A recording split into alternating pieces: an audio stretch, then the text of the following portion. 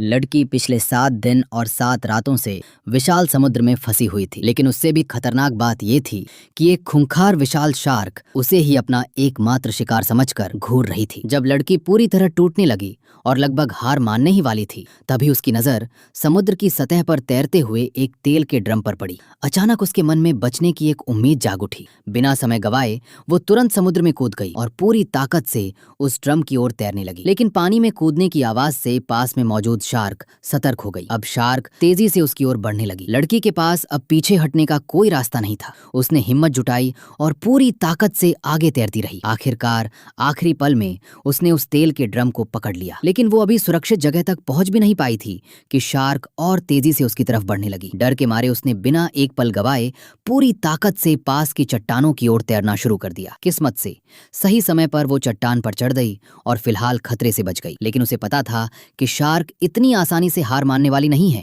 अगर उसे जिंदा रहना है तो अब उसे खुद ही कुछ करना होगा। उसने तुरंत एक योजना बनाई। उसने पेट्रोल से भीगी रस्सी को उस तेल के ड्रम में डाल दिया और बाहर सिर्फ एक छोटा सा सिरा छोड़ दिया। फिर उसने एक नुकीले शंख से अपनी जांघ पर गहरा घाव कर लिया। खून बहने लगा और समुद्र में फैल गया, जैसा उसने सोचा था। कुछ ही देर में शार्क खून की गंध से आकर्षित होकर धीरे धीरे चट्टानों की ओर आने लगी। लेकिन किसी को भी अंदाजा नहीं था कि ये शार्क बेहद चालाक है। वो चुपचाप लड़की के पीछे घूम कर आ गई। अब हालात बेहद खतरनाक हो चुके थे। पार्ट 2 देखने के लिए चैनल को सब्सक्राइब जरूर करें।